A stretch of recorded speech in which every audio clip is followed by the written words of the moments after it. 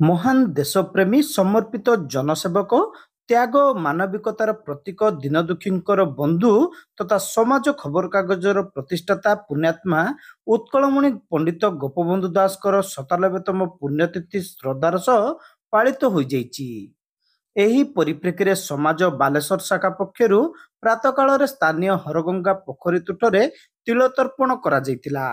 ପରେ ସ୍ଥାନୀୟ ଗୋପବନ୍ଧୁ ପାର୍କରେ ଆୟୋଜିତ କାର୍ଯ୍ୟକ୍ରମରେ ବରେଣ୍ୟ ଅତିଥି ଭାବେ ସଦର ବିଧାୟକ ମାନସ କୁମାର ଦତ୍ତ, ବସ୍ତା ବିଧାୟିକା ସୁବାସିନୀ ଜେନା ଓ ବାଲେଶ୍ୱର ପୌରାଧ୍ୟକ୍ଷା ସବିତା ସାହୁ ପ୍ରମୁଖ ଯୋଗଦେଇ ଉତ୍କଳମଣିଙ୍କ ପ୍ରତିମୂର୍ତ୍ତିରେ ମାଲ୍ୟାର୍ପଣ ସହ ପୁଣ୍ୟାତ୍ମାଙ୍କ ପ୍ରତି ଶ୍ରଦ୍ଧାଞ୍ଜଳି ଜ୍ଞାପନ କରିଥିଲେ।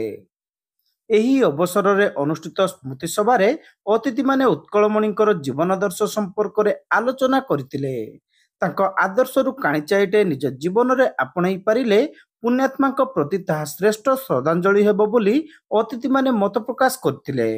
ଅନ୍ୟମାନଙ୍କ ମଧ୍ୟରେ ଡକ୍ଟର ଲକ୍ଷ୍ମୀକାନ୍ତ ତ୍ରିପାଠୀ, ପ୍ରଶାନ୍ତ ଦାସ, ଗିରିଶ ଚନ୍ଦ୍ର ଦାସ, ବିପ୍ଳବ କୁମାର ମହାନ୍ତି, ଯୁବନେତା ତଥା ସମାଜସେବୀ engineer Bibhupada Das, Arun Jena, Anjali Panda, doctor Harishchandra Behera, Gouranga Panigrahi, doctor Laxminarayan Mohanty, professor Shatrughna Mallick, doctor Pankaj Kumar Jena, Sheikh Ayub, Sanjeev Das, Suryakanta Kar ପ୍ରମୁଖଙ୍କ ସମେତ ସହରର ବହୁ ବିଶିଷ୍ଟ ବ୍ୟକ୍ତି ଏହି ଶ୍ରାଦ୍ଧ ଉତ୍ସବରେ ଯୋଗଦେଇ ଉତ୍କଳମଣିଙ୍କ ପ୍ରତି ଶ୍ରଦ୍ଧାଞ୍ଜଳି ଜ୍ଞାପନ କରିଥିଲେ।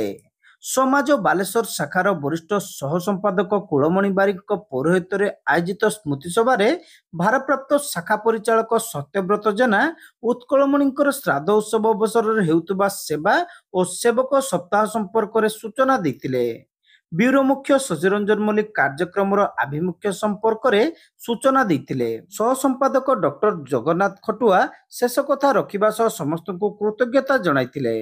ଅଭୟ ଦାସ, ମଲ୍ଲିକ ରିଜୱାନ, ପ୍ରଦୀପ ବାରିକ, ଦିଲ୍ଲୀପ ପରିଡ଼ା, ଅଜୟ ଷଡ଼ଙ୍ଗୀ, ଲଲାଟେନ୍ଦୁ ମହାପାତ୍ର, ସୁରେଶ ଦାସ, ଗୌତମ ସେନ, ଦେବବ୍ରତ ମଲ୍ଲିକ, ପ୍ରଶାନ୍ତ ମହାନ୍ତିଙ୍କ ସମେତ ସମାଜ ପରିବାରର ସମସ୍ତ ସଦସ୍ୟ କାର୍ଯ୍ୟକ୍ରମ ପରିଚାଳନାରେ ସକ୍ରିୟ ସହଯୋଗ କରିଥିଲେ।